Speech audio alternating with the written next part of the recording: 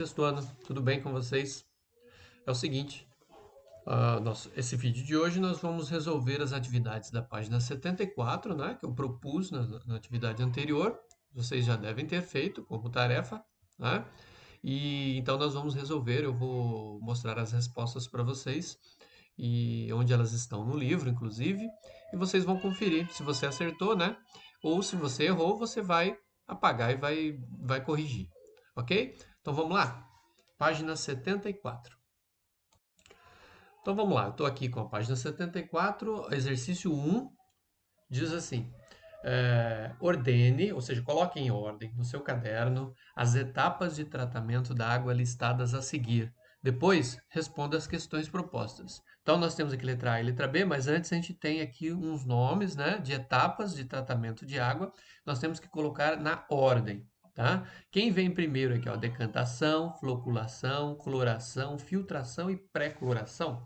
Bom, para a gente saber essa resposta, a gente vai ter que voltar lá na página. Deixa eu ver aqui qual é a página. Na página 70 e...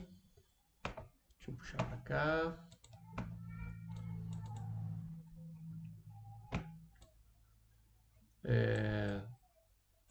Qual é o número da página aqui? 71. Página 71, nós temos aqui as etapas, ó. Deixa eu aumentar aqui para vocês, para a gente poder ver mais. Aumentar para cá. Sim, aqui. Então, na página 71, nós temos aqui uma estação de tratamento de água, né? E nós temos algumas etapas aqui. Para a gente saber esse número 1, 2, 3, 4, 5, 6, 7, a gente tem que olhar aqui do lado, ó. Tem uma legenda aqui. Deixa eu abrir mais aqui um pouquinho. Tá aqui. Subir. Opa. Vou arrumar aqui. Só um pouquinho. Aí, sim. Então tá aqui, ó. Número 1 que tá aqui, ó. Número 1 tá aqui, ó. Né? É a captação. A captação ela ainda não faz parte do tratamento, né? Só a captação é o quê? Pegar a água, né? Pegar a água lá no rio. Então essa aqui não, nem está lá no começo da captação. Depois nós temos o quê? Que é o número 2, nós temos a pré-cloração. Depois nós temos a floculação, depois a decantação, depois a filtração, né? Embaixo, depois subindo aqui mais um pouquinho, ó. Nós temos a cloração, número 6. Número 7, reservatório de distribuição. Então vamos acompanhar aqui do lado. Olha lá, a pré-cloração está aqui. Depois nós temos aqui o número 3, a floculação, formam os flocos de sujeira. Depois a decantação, quando os flocos descem, a água é separada. Depois, número 5, nós temos a filtração. Nós temos filtros de cascalho, né? Pedras finas, depois areia. Depois, o número 6, nós temos a cloração, onde é colocado o cloro. E o número 7, aqui, ó, nós temos o reservatório de distribuição. E aí vai para as casas, né? Nós temos que colocar na ordem, então a gente tem que olhar aqui do lado, ó, né? Lá no exercício, o primeiro que nós temos lá, nós temos assim, decantação, floculação, cloração, filtração e pré-cloração. Desses do exercício, o primeiro que está aqui é a pré-cloração, tá? É o primeiro, pré-cloração. Então, depois, número 2, nós temos que seria o segundo, né? Que aqui é o número 3, a floculação. O próximo é a decantação, que está lá também, né? Decantação. Depois nós temos a filtração, que está lá também. E depois nós temos a cloração. Então, do número 2 ao número 6, está na ordem certinha. 1, 2, 3, 4, são 5 nomes. Então, a gente vai colocar essa ordem aqui, ó. Pré-cloração, floculação, decantação, filtração e cloração, certo? Então, vamos lá para a página de novo? Vamos voltar para ela lá para a gente ver como que ele estava, como está o exercício. Opa, página 74, aqui.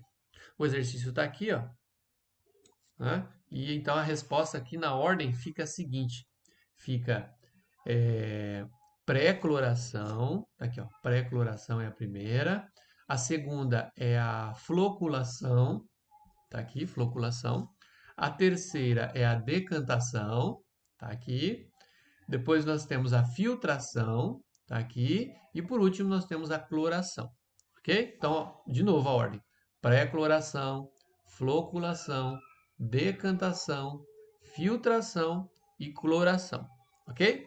Beleza, agora nós vamos responder aqui a letra A.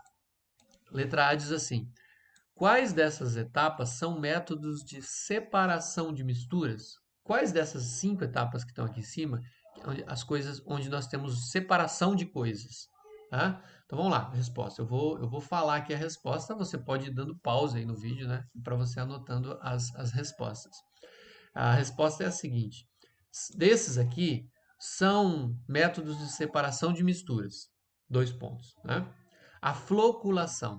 Floculação é um método de separação. E diz assim sobre a floculação. É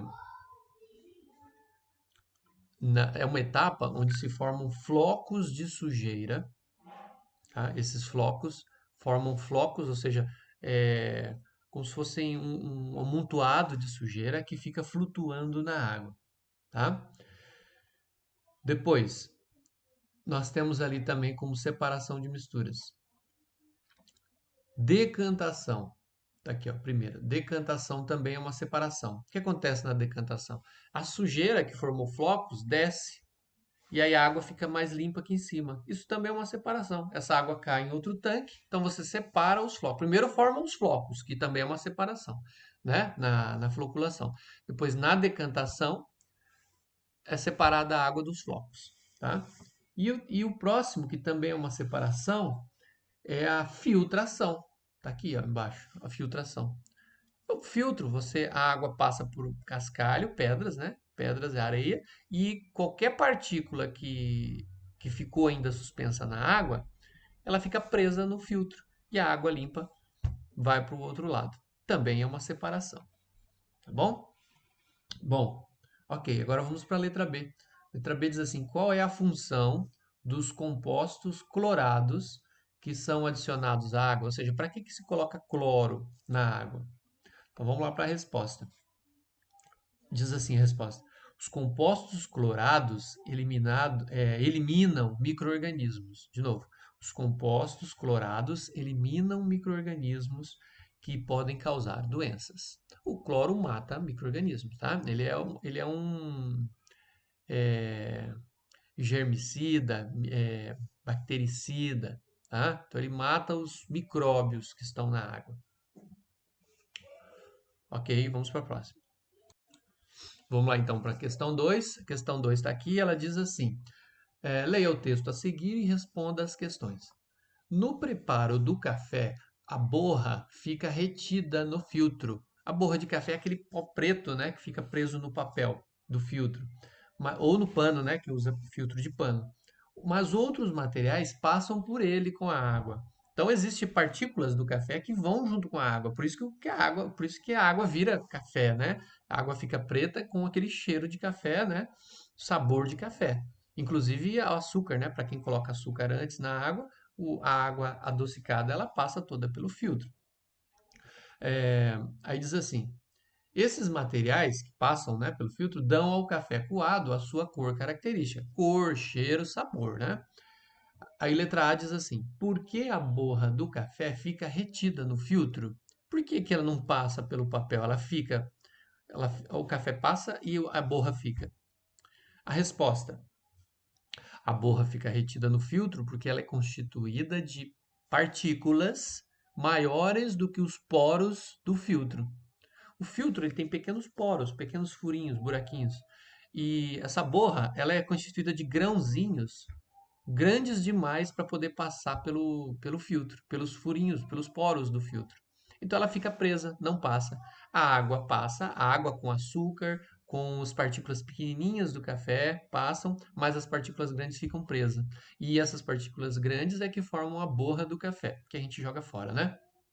Ok? Então essa é a resposta da letra A. Depois nós temos a letra B. A letra B diz assim: seria possível separar a borra sem o uso de um filtro? Explique a sua resposta. A gente poderia separar esses grãos grandes do café sem usar um filtro? Sim, poderia.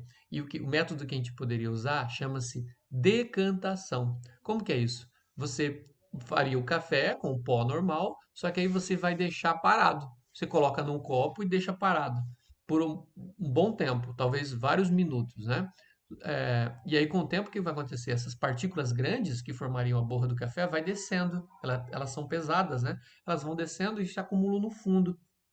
Aí fica uma camada ali com a borra de café embaixo. Daria para tomar, só que com a desvantagem. Como você tem que esperar muito tempo para isso acontecer, primeiro, vai demorar. Segundo, o café vai esfriar, né? Terceiro, você vai tomar só a parte de cima, porque o fundo vai estar cheio da borra do café. Então, o método que poderia ser usado é a decantação.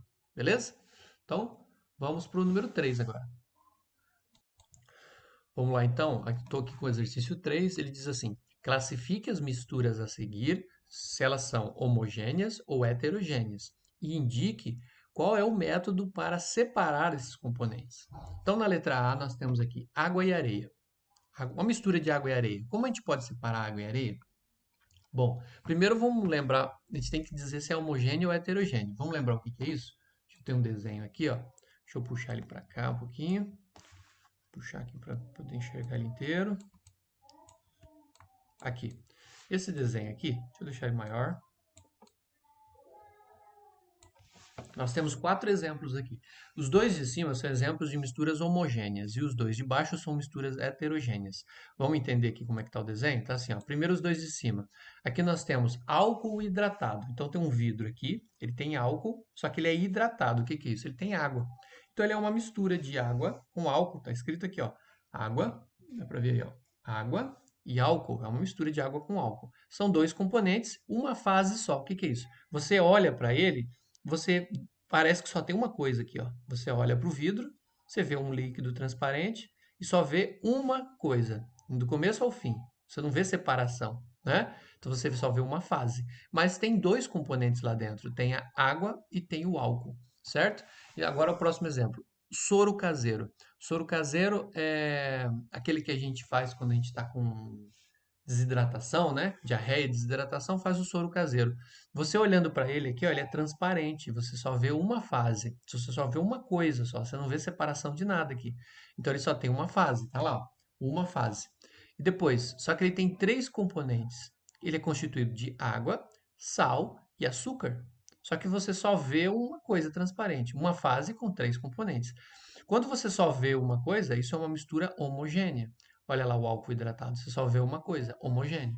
Agora, vamos ver os dois heterogêneos? Então, aqui, ó. Nós temos o primeiro exemplo, é água com gelo. Água e gelo. Então, tá aqui a água no copo e tem gelo flutuando aqui em cima. Você olhando aqui, você vê duas coisas. Você vê uma parte aqui transparente, né? Que é a parte líquida, e você vê o gelo aqui, ó, as pedras de gelo. Você consegue enxergar duas coisas. Então você vê duas fases.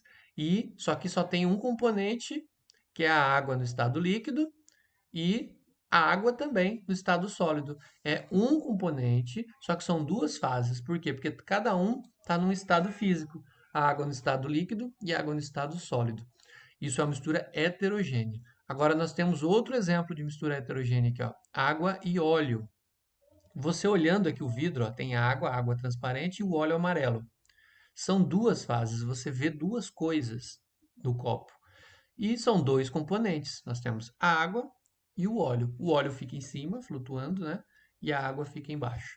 Certo? Beleza, então quando a gente olha e só vê uma coisa, nós temos uma mistura homogênea aqui em cima. Quando a gente olha e vê mais de uma coisa na mistura, nós temos uma mistura heterogênea. Então vamos voltar lá para o exercício. Aqui, exercício 3. Deixa eu diminuir aqui porque ele está muito grandão. Exercício 3. E aí nós temos que dizer se a mistura é homogênea e também como a gente faz para separar. Então vamos lá, vamos para a letra A aqui. Ó. A letra A está aqui, água e areia. Que mistura que é água e areia? Ela é homogênea ou heterogênea? Se você olhar um copo com água e areia, você vai ver uma separação. Você vai ver a água para cima e a areia no fundo. Então isso é uma mistura heterogênea, né? Heterogênea. E como a gente pode separar água e areia? Bom, água e areia, para você voltando lá na página 68, na página 68 está dizendo lá, tem lá um exemplo de água e areia para você fazer a separação. E para fazer isso, a gente vai usar a decantação. Como que faz isso, a decantação? A gente coloca o copo de água com areia e deixa ele parado ali. Deixa parado em cima de uma mesa por algumas horas, ou alguns minutos. A areia vai afundando, vai descendo e ela fica no fundo, fica depositada embaixo. Você tem a água em cima e a areia embaixo. E aí é só derramar a água e a areia fica num copo e a água fica em outro copo. Aí você faz a separação, então, por decantação, que inclusive é um dos métodos da estação de tratamento de água, certo? Bom, agora na letra B, nós temos aqui, ó, água e uma pequena quantidade de sal de cozinha.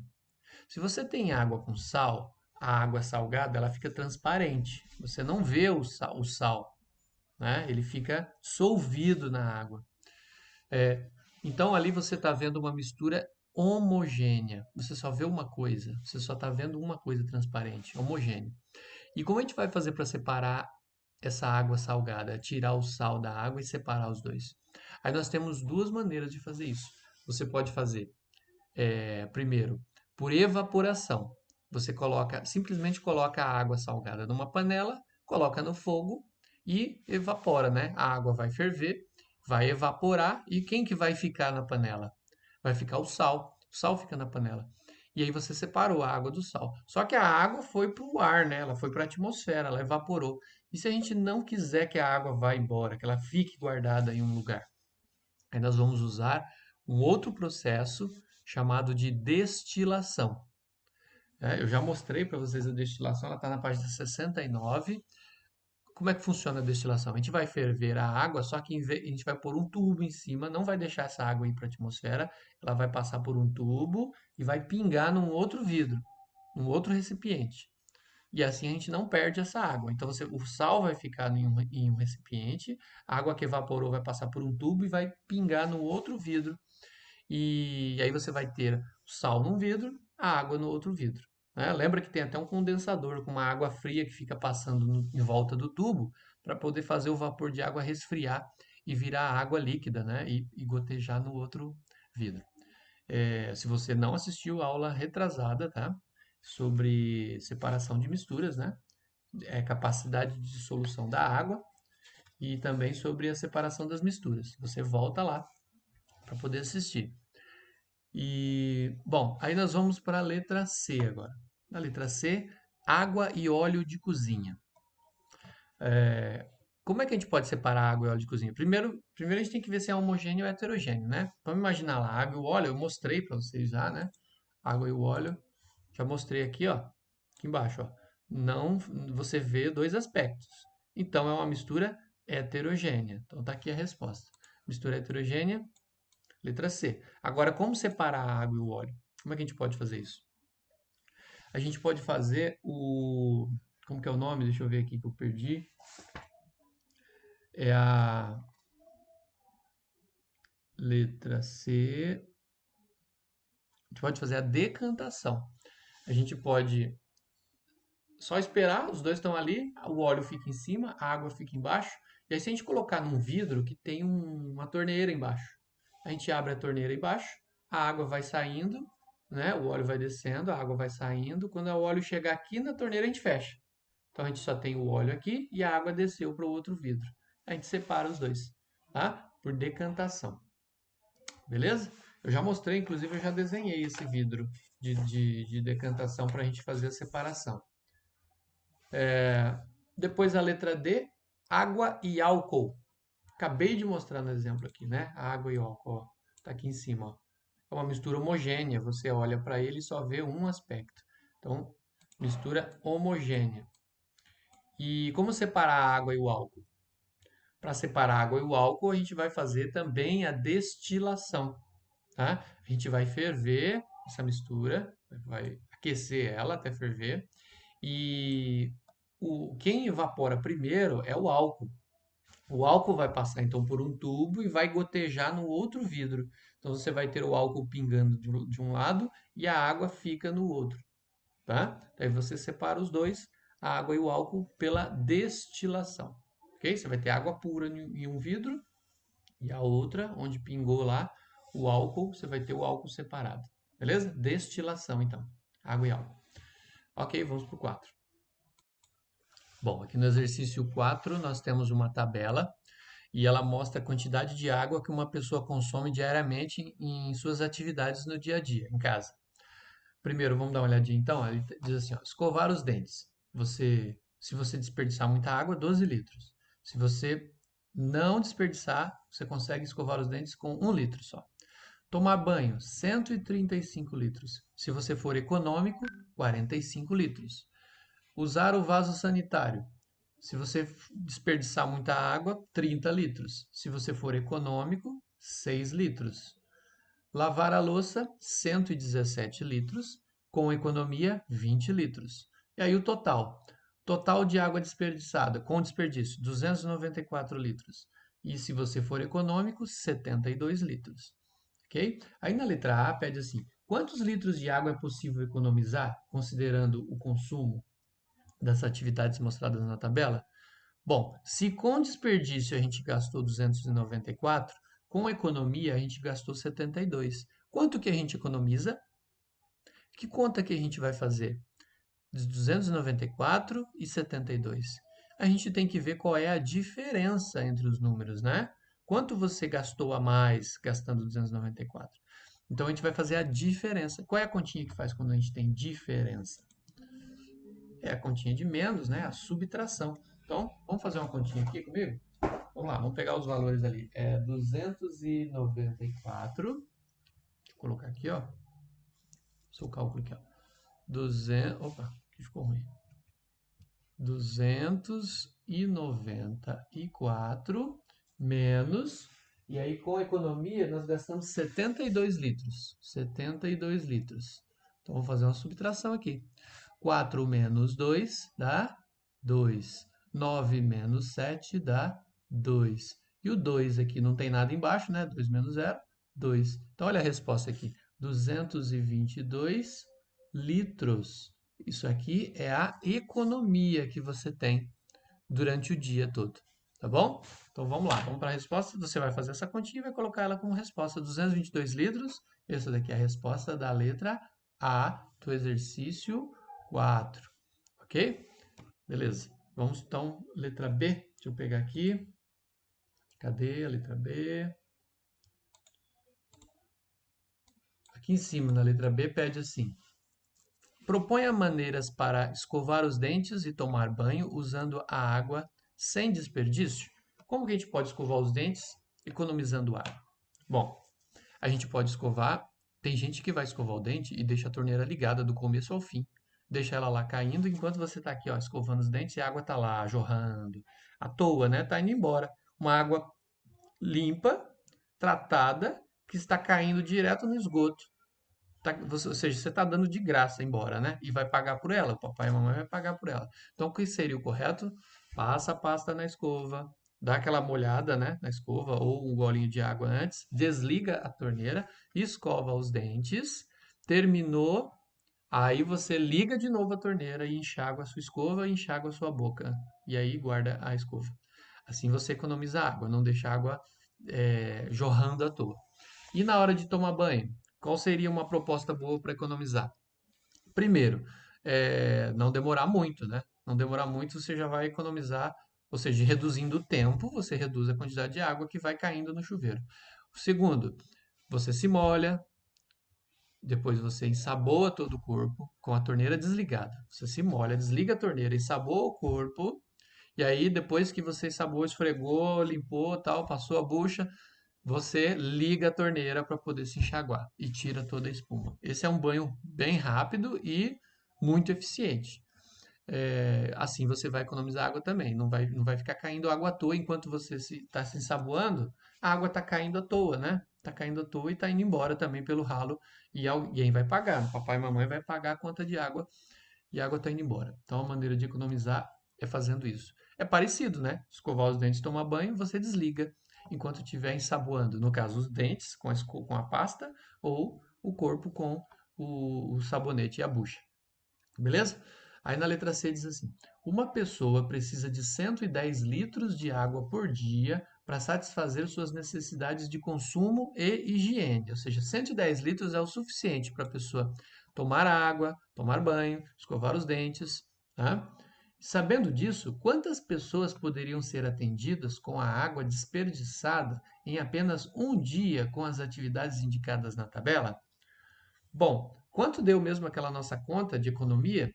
Água que a gente economizou? Ele quer saber quantas pessoas a gente consegue atender com aquela economia. Vocês lembram que deu, vamos colocar aqui a continha de novo, 222 litros, né? Se ali está dizendo que nós precisamos de 110 litros para satisfazer uma pessoa, vamos colocar assim, ó, uma pessoa. E duas pessoas, a gente vai precisar de quantos litros? Duas pessoas. Se uma pessoa são 110 litros, duas pessoas é o dobro, né? Quanto é o dobro de 110? O dobro de 110 é 220. 220 litros. Olha só, 220 litros e olha quanto a gente economiza no dia. 222. Ou seja, com 222 litros a gente consegue atender duas pessoas. Duas pessoas podem ser atendidas só com essa economia. Beleza? Ok, então a resposta é essa. É possível atender duas pessoas com a economia feita conforme indica a tabela. Beleza, então vamos voltar aqui. E aí a gente encerra então a questão número 4. Vamos para a número 5. Bom, o exercício 5 está aqui e ele diz assim: em uma garrafa de água mineral foi colocado o seguinte selo. Está aqui o selo 100%, 100% água. Tem um A aqui só, mas acho que é água aqui escrita, né? Tá faltando, acho que erraram alguma coisa aqui. 100% água. Aí diz assim: em sua opinião, que ideia é passada para os consumidores que leem essa informação? Ela está correta? Justifique. Tá certo vender uma garrafa de água escrito 100% água? Aí eu vou ver a resposta aqui com vocês. Ó, eu tenho a resposta escrita aqui, eu vou ler ela com vocês. Vamos lá. A resposta 5 está aqui no cantinho do meu livro, né? Que é o meu livro do professor. E diz assim, ó. Deixa eu aumentar aqui para ficar. Você pode depois dar uma pausa e copiar, tá? Olha só. Diz assim, ó. A informação pode passar a ideia de que existe apenas água na garrafa, sem qualquer outro material dissolvido. Afinal, está escrito o quê? 100% água, né? 100% água. Aí diz assim: a informação não está correta, pois a água que consumimos no dia a dia, inclusive a água mineral engarrafada, né, que a gente compra e bebe, possui diferentes sais minerais dissolvidos e, portanto, é uma mistura homogênea. Você olha a garrafa, vê aquela água transparente, bonita, você acha que só tem água, né? Ainda mais que se ela vier escrito 100% água pura. E não é verdade. A água que a gente bebe é uma mistura homogênea. Ela tem água com sais minerais. Beleza? Ok, é isso. Então nós vamos agora para o número 6. Bom, aí nós temos o exercício 6. Ele é bem simples. Ele diz assim: leia o texto e responda as questões. O texto diz assim: os mananciais são fontes de água superficiais ou subterrâneas que podem ser utilizadas para o abastecimento público. Ou seja, é o local onde tem água boa, né? Onde a gente retira essa água para abastecer, para fazer o abastecimento para a população. As áreas de mananciais devem ser conservadas, evitando, por exemplo, a ocupação irregular em suas margens. Ou seja, num local de manancial, onde a gente tem água limpa, não pode ter um bairro encostado no manancial. Né? Você vai tirar água limpa dali. Você não pode ter um bairro com casas despejando, por exemplo, esgoto. Às vezes irregular, né? Sem tratamento, direto no rio. Né? Se aquele rio, aquele manancial, você vai tirar água para beber, você não pode poluir ele, óbvio, né? Aí diz assim, letra A. Qual é a importância da proteção das áreas de mananciais? Qual é a importância? Vamos lá então. A resposta seria assim: a importância da proteção é para evitar a poluição e a contaminação dos mananciais que vão abastecer a população. De novo, a importância da proteção é evitar a contaminação, a poluição e a contaminação dos mananciais que vão abastecer a população. Beleza? Aí depois na letra B diz assim: quais podem ser as principais fontes de poluição de um manancial cujas margens foram desmatadas para a construção de residências?